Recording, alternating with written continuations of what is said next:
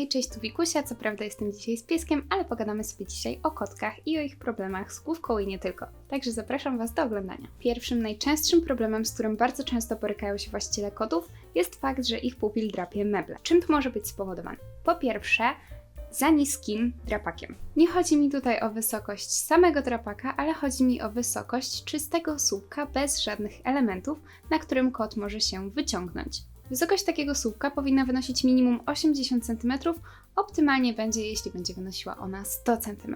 Koty uwielbiają się wyciągać przy drapaniu i uwielbiają móc drapać całym swoim ciałem, więc jeśli nie mają takiej możliwości na drapaku, to robią to właśnie wyciągając się przy kanapie czy drapiąc krzesło. Drugim problemem, z którym również bardzo często borykają się właściciele kotów, to fakt, że ich kot jest zbyt łapczywie i później chodzi i wymiotuje.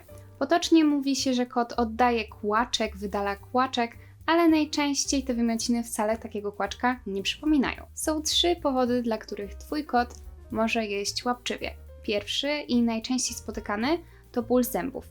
Dużo się mówi o gromadzeniu się kamienia nazębnego u psów, jednocześnie zapominamy o kotach. Rzadko kiedy sprawdzamy stan uzębienia naszych kotów, bo wydaje nam się, że jest wszystko w porządku, dlatego że u kotów głównie widoczne są kły. Patrzymy na nie, są białe, wnioskujemy, że reszta zębów też jest w porządku. Koty rzadko kiedy jedzą kłami, raczej używają do tego trzonowców i to właśnie te trzonowce bardzo często są w złym stanie.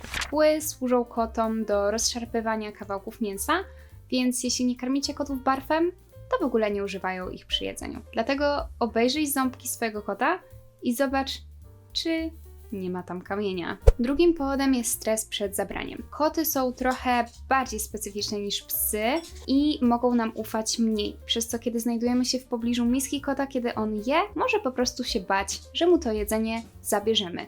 I dlatego zaczyna jeść coraz bardziej łapczywie. Staraj się umieścić miskę kota w miejscu, które będzie trudno dla Ciebie dostępne, a przynajmniej żeby Twojemu kotu tak się wydawało. Może być w zacienionym miejscu i jeśli masz inne zwierzaki, to również pilnuj tego, żeby nie zaczepiały go podczas jedzenia. No i trzecim powodem może być to, że po prostu karmisz swojego kota zbyt rzadko. Koty muszą jeść nieco częściej niż psy, ponieważ mają szybszy metabolizm i powinny dostawać jedzenie częściej, ale w mniejszych ilościach. Przechodzimy do kolejnego problemu, który jest naprawdę dosyć uciążliwy, jeśli występuje, czyli kot załatwia się poza kuwetą. Tutaj mamy już bardzo dużo czynników, które mogą powodować ten problem, także postaram się pokrótce omówić każdy z nich. Koty są bardzo wybredne, jeśli chodzi o kuwety, więc może to być spowodowane na przykład niewłaściwym doborem kuwety dla naszego kota. Kuweta może być za mało zakryta, za dużo zakryta, w złym miejscu, może mieć zły kształt, może być za mała. Przede wszystkim w kuwecie kot powinien czuć się bezpiecznie. Wynika to z tego, że w momencie, kiedy kot zaczyna się załatwiać, szczególnie oddawać mocz, nie może się ruszać. Dosłownie nie może się ruszać. Z tego powodu również bardzo łatwo jest kotom pobrać mocz, po prostu wystarczy poczekać, aż wejdą do kuwety, zaczną go oddawać i podkładacie sobie kubek pod mocz i normalnie możecie go pobrać. To tak w ramach ciekawostki, jakbyście kiedyś potrzebowali kotu ten mocz zbadać. I właśnie dlatego kuweta powinna stać w przycienionym miejscu, absolutnie nie powinna stać w miejscu, do którego wszyscy domownicy mają dostęp, nie powinna stać w miejscu, gdzie często ktoś przechodzi, gdzie często przechodzą inne zwierzęta. To powinno być po prostu takie jego miejsce, w którym może sobie pójść, schować się na spokojnie, załatwić swoje potrzeby, bez żadnych przeszkód. Powinna być na tyle duża, żeby kot spokojnie mógł się w niej obracać, położyć, lekko podnieść na łapach i oczywiście powinna być również głęboka, ponieważ koty uwielbiają kopać. Zawsze zakopują swoje odchody w żwirku, lubią sobie tymi łapami tam pogrzebać, więc trzeba też zadbać właśnie o tą potrzebę kopania. Kolejnym powodem może być niewłaściwie dobrany żwirek. Koty są bardzo wybredne, jeśli chodzi o żwirki, chociaż w sumie nie wszystkie. Starajcie się używać żwirków, które nie są gruboziarniste, które nie podrażniają kotu łap. Na przykład żwirek silikonowy, gruboziarnisty może być bardzo niewygodny dla kota, a jeśli będzie zbyt cienkoziarnisty, to może podrażniać kotu łapki, wchodząc po prostu między opuszki. Żwirek później tam zostaje i to też jest dla tego kota dosyć niekomfortowe. Ja na przykład swoim kotom daję żwirek kukurydziany albo żwirek betonitowy i super się sprawdza. Tylko pamiętajcie, żeby betonitowego nie wrzucać do toalety, ponieważ zapycha się w małe czopki i może Wam zapchać toaletę. No już najgorsza z możliwych przyczyn to infekcja dróg moczowych. Jeśli to są nerki, to jeszcze gorzej. Jeśli kotu nie pasuje kuweta, zwykle załatwia się obok kuwety, za kuwetą, przy kuwecie. Natomiast jeśli są to infekcje dróg moczowych, kot będzie się załatwiał na kanapę, na wasze łóżko, wszędzie tam, gdzie po prostu często spędzacie czas, ponieważ wtedy stara wam się przekazać moczem, że go boli i że potrzebuje pomocy.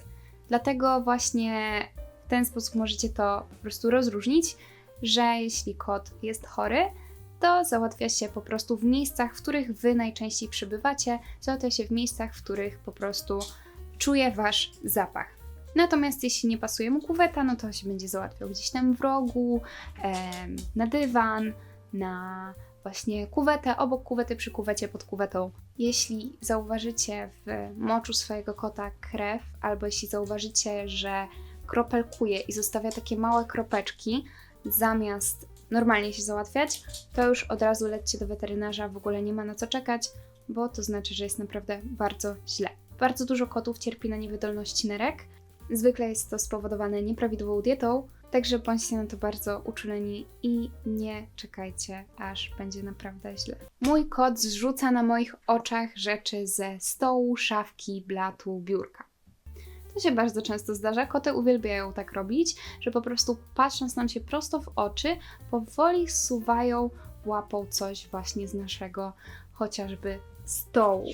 Najczęściej są to rzeczy, na których nam zależy, na przykład nasz ulubiony kubek, nasz telefon albo nasze słuchawki.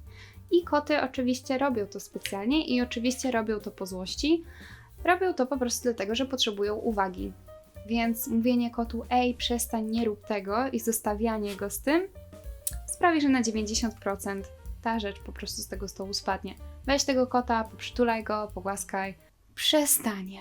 Na jakiś czas. No i ostatni problem na dziś. Mój kot gryzie rośliny albo gryzie kable.